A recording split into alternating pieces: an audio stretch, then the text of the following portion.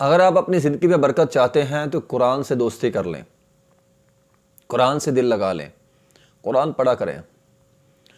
قرآن اپنے پڑھنے والے کو بہت اوپر اٹھاتا ہے۔ جو قرآن کو سینے سے لگاتا ہے قرآن اس کو اوپر اٹھا لیتا ہے۔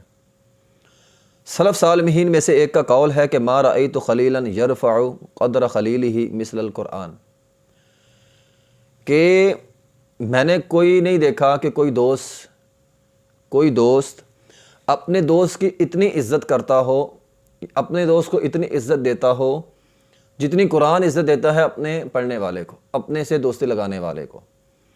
کوئی بھی دوست اتنی اپنے دوست کو عزت نہیں دیتا جتنی عزت قرآن دیتا ہے اپنے پڑھنے والے کو۔ قرآن ایک بابرکت کتاب ہے، اس سے عزت بھی ملتی ہے، برکت بھی ملتی ہے۔ رب تعالیٰ فرماتے ہیں وَهَذَا كِتَابٌ أَنزَلْنَاهُ مُبَارَكٌ، یہ کتاب جو ہم نے نازل کی ہے بابرکت کتاب ہے۔ آپ کتاب قرآن کے ساتھ دل لگا لیں، قرآن کو پڑھنا شروع کر دیں، آپ کی زندگی میں برکت آ جائے گی۔ یہ جو سارا دن ہم سوشل میڈیا پہ بیٹھے رہتے ہیں، یہ واٹس اپ ہے، یہ فیس بک ہے، یہ ٹک ٹاک ہے، یہ یوٹیوب ہے، یہ ٹویٹر ہے، سارا دن اس پر بیٹھے رہتے ہیں، کبھی نہیں سوچا قرآن ہمارا بند پڑا ہے۔ جب قرآن ہمارا بند رہے گا، یہ چیزیں کھلی رہیں گی تو برکت کہاں سے آئے گی؟ آج ہمارے ملک میں سوشل میڈیا بند ہو جائے، یہ ٹویٹر پچھلے دنوں بند رہا، ایک طوفان برپا ہو گیا، ٹویٹر کیوں بند ہو گیا؟ سوشل میڈیا کیوں بند ہو گیا؟ کتنی فکر ہے ہمیں ان چیزوں کی، لیکن قرآن بند پڑا ہے، سال ہا سال سے بند پڑا ہے۔ کبھی سوچا ہمارے گھروں میں قرآن بند پڑا ہے؟ سال ہا سال سے بند پڑا ہے، کوئی فکر نہیں ہمیں۔ ہماری ٹک ٹاک بند ہو جائے، فیس بک بند ہو جائے، ٹویٹر بند ہو جائے، ہمیں بڑی فکر ہے۔ یہ بند ہو گئے، یہ بند نہیں ہونے چاہیے تھے، لیکن قرآن بند پڑا ہے۔ لوگوں کا پیغام بند ہو جائے، فضولیات بند ہو جائیں، ہمیں فکر ہے۔ رب کی بات بند ہو جائے، کوئی فکر نہیں ہے، ہم نے خود بند کی ہوئی ہے، کوئی پرواہ نہیں ہے۔ وہ پہلا ایک زمانہ ہوتا تھا ہمارے گھروں میں، وہ آج سے 30-40 سال پہلے کی بات کر رہا ہوں۔ گھروں میں ماں باپ بڑے بزرگ وہ صبح صبح اٹھ کے تلاوت قرآن کرتے تھے۔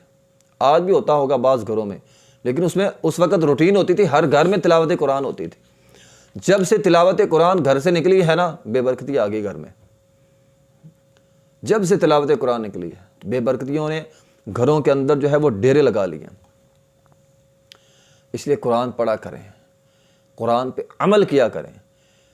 جب سے قرآن پر عمل ختم ہوا ہے، بے برکتی نے ڈیرے لگا لیں۔ یہ پچھلے دنوں بھی، یہ بھی سموار کا ہی واقعہ ہے۔ یہ سینٹ کے اندر جو بل پیش ہوا تھا کہ جو جنسی زیادتی کرے گا سرعام اسے پھانسی کی سزا دی جائے گی، جماعت اسلامی نے پیش کیا تھا، لیکن اس پہ اس کے حق میں 12 ووٹ آئے، مخالفت میں 24 ووٹ آ گئے۔ ہمارے جمہوری قانون کے تحت یہ بل مسترد ہونا تھا، ہو گیا۔ اب اس میں حیرانگی والی بات یہ ہے کہ جنہوں نے اس کے مخالف میں ووٹ دیا ان کا کیا کہنا تھا کہ سرعام پھانسی دینا 21ویں صدی کے معاشرے کو زیب نہیں دیتا۔ اعوذ باللہ من ذالک، لا حول ولا قوۃ الا باللہ، کتنی بڑی بات کہہ دی۔ یعنی ہم دوسرے لفظوں میں یہ کہنا چاہتے ہیں کہ قرآن کریم پہ عمل کرنا 21ویں صدی کو زیب نہیں دیتا۔ اعوذ باللہ من ذالک۔ وَلِيَشْهَدَ عَذَابَهُمَا طَائِفَةٌ مِّنَ الْمُؤْمِنِينَ، اللہ قرآن میں فرماتے ہیں کہ ایسے بدکاروں کو سزا دو، سرعام دو، مجمع اکٹھا ہو، سب کے سامنے دو۔ ایک ہوتا ہے سزا دینا، ایک ہوتا ہے عبرت کا نشان بنانا۔ قرآن کہتا ہے ان کو عبرت کا نشان بناؤ، اور آج کے ہمارے سینیٹر کہتے ہیں 21ویں صدی کے معاشرے کو یہ زیب نہیں دیتا۔ تو جب ہم قرآن کے ساتھ یہ سلوک کریں گے کہ ہم برملا اپنے سینٹ میں یہ بات کہیں گے کہ قرآن پہ نعوذ باللہ، یہ اس کہنے کا مطلب یہی ہے کہ قرآن پہ عمل کرنا نعوذ باللہ 21ویں صدی کے معاشرے کو زیب نہیں دیتا۔ کتنی بڑی بات کہہ دی ہے۔